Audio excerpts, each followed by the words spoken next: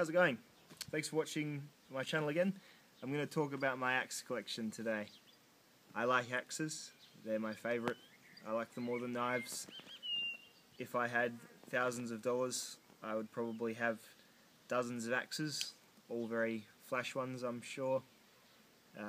At the moment, given my modest income, over the last couple of years I've accumulated 4 axes that I would consider myself proud of, that I probably wouldn't lend to anyone, that cover all sort of all uses and ranges of tasks that you could use an axe for. Starting with the smallest, I have the GRANSFORS BRUKS mini hatchet, the belt hatchet. This comes, well, I bought a $20 belt sheath for it.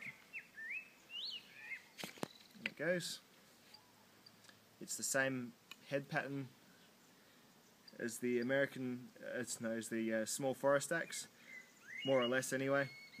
It's designed to be used as a little around the house or around the garden or camp taskmaster, really. The blade is really sharp. It's as sharp as most knives. It's a convex on it, so it'll do all of your chopping, and it does all your knife tasks as well. You can choke up on it really well and just use it like a blade for your food prep and all that sort of thing. So it's a fantastic little hatchet. However, as I think I've said before, its uses really are fairly limited by its size. If you're needing to cut something down, you'll notice that they haven't even worried about putting a lanyard hole in this one. So you'll notice in the small forest axe, I thought, oh, people might want to wrap that around their wrist for when they're chopping. I think they've designed this, and through no fault of their own, they've designed this as your little pocket axe, so to speak. I love the design on it. I love the precision. I love the head's perfectly aligned, and it's a very high quality tool, and the handle's got dead straight grain, and it's excellent, but perhaps not as useful. Probably the least useful of all these tools. Great to have, and it looks awesome carrying around your belt, and you know what? As far as whatever anyone else says, I think that's half the battle, really. When you're collecting something, you collect them because you love them, and I love it, but I'm not too proud to admit I don't really have as much use for it as I'd like. Second, and the opposite in the usefulness department, is the small forest axe. This can do anything. This can do what that can do, and it can do what this bad boy can do. Might take a bit longer, but this is the one I always say. If you want to buy one flash axe to see how you feel about the hobby, start with this one. And I dare say you'll end up like me and you'll get a couple of ones above and below it in size as well. This will do your chopping. It can do your splitting if you really need it to. It's really well made. It fits just right from any way you want to hold this. You want to hold it two-handed. The curve in the handle is just right, so you get that nice. You get your bottom hand holding on the swell at the bottom. Your top hand just gets a nice bit of neck, and the handle curves back and sits in your palm. Excellent. You want to do it one-handed, it's not going to get away from you. If you're really worried, you can put the lanyard that I've attached, or any lanyard, put your wrist through that. Get some work done. Very nice. Feels excellent when you're swinging it. For a small looking axe, you can just feel the power at that blade as it hits the wood. You really can. If you needed it to split, as I said, it'd probably do it, but I'll get to my splitting choice later on. So the small forest axe is the one to start with if you're looking at collecting axes. Weddlings make a great equivalent. I think Weddlings make the hunter's axe, which is more or less the same size and pattern. And Weddlings are also really high quality. Husqvarna make, I think Husqvarna are apparently a Weddlings. Their axes are great too. The American felling axe, the most recent addition and becoming sort of the pride of my collection. I haven't used it as much as I would like to because I don't have as many trees to fell as I thought I would. As I thought I would when I was forking over, as I was telling myself I would when I was forking over $250 for it. But I love walking into my shed, and I love picking it up and holding it, perhaps oiling the shaft and maybe sanding it back a little bit, just getting it just perfect. My small forest axe I've had for a couple of years, and it's just how I want it now. It's got really nice dark wood from that many coatings of linseed oil. It's got a great dark wood handle. This one's getting there. I was a little bit, if I could change anything about it, I'd love for the wood to just be the one tone, but you get what handle you get when you order them online. And of course it's still straight grain hickory, and it still goes in a straight line when you look at the bottom of the axe, so there's nothing technically wrong with it, purely from appearances. But this is an amazing axe. As I've said, this will cut down a fairly thick tree. You'll be halfway through it in about 6 goes if you're doing it right. But again, if I could use it more, I would be very happy. Lastly is my FISKARS X25 splitting axe. None of these GRANSFORS axes will split as easily as you'd want to when you need to do a lot of firewood processing.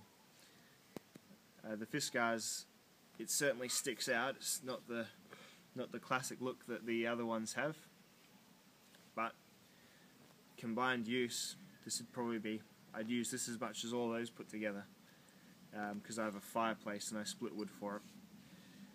Its head is secured by the plastic polymer stuff. No wobble. It's probably as sturdy, as solid, if not more, than the GRANSFORS axes.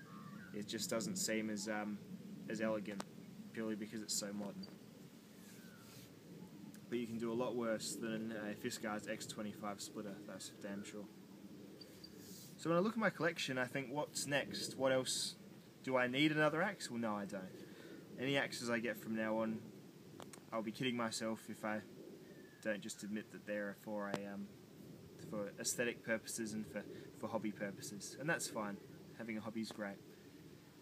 I'd like to look into having a steel one-piece axe. I've got a Coleman, $30 axe. I'm looking at the S-Wings. I like the look of the leather Sportsman's S-Wing axe, so that might be next. I like the look of the Mora axes, so then one of those might be next. I think I'll end up having a double bit axe at some point in my life.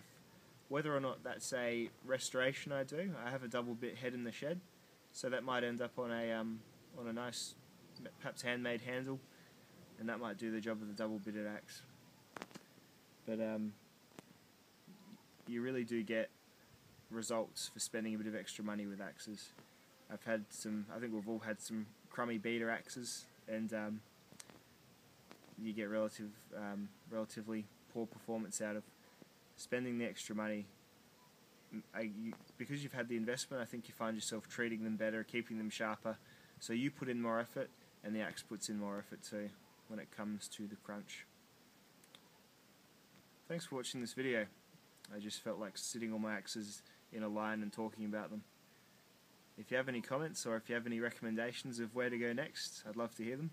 If there's an axe that you have that works for you, let me know. I'll probably end up picking it up.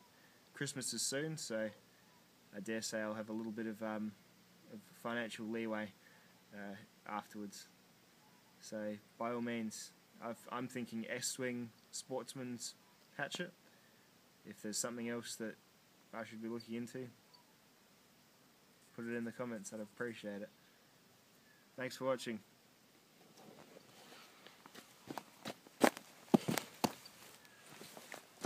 Just following on, I thought I would do a bit of a cut test for my little hatchet. I'm just going to add it to the back of that other video, because I was thinking the other day, I think I did a fairly crummy webcam video of this hatchet when I first started doing videos, and it had no demo or no use in it at all. So I thought I'd just get into just a bit of perhaps things you'd use this for. So I guess to start with, you could use it for debarking. Say if you've got a bit of wood that you want to get some bark off, it's good to just get under the bloody bark and perhaps start having a bit of a go. You could use it for your whittling tasks. You're making feather sticks. Of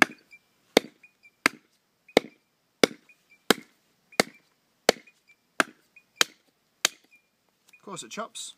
It's just not a great deal of weight behind that head, so it's sort of hard to get it going. It's hard to get it into a real rhythm, that's all.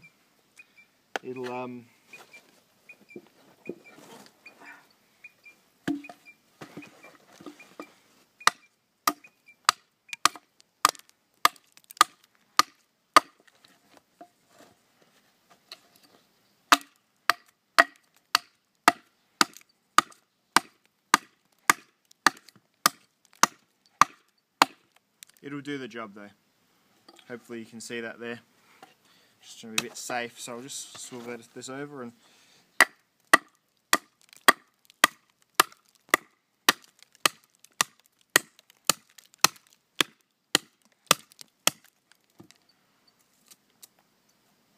gets through wood. But it takes a while because it's tiny.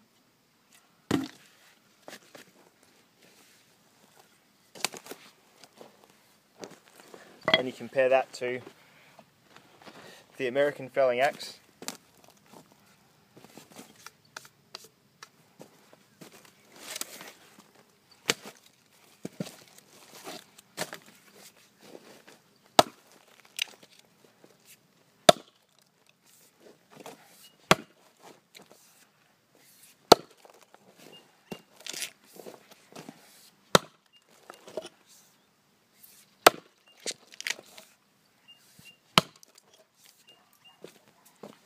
Deep cuts, deep cuts. Deep cuts that are just going to keep going.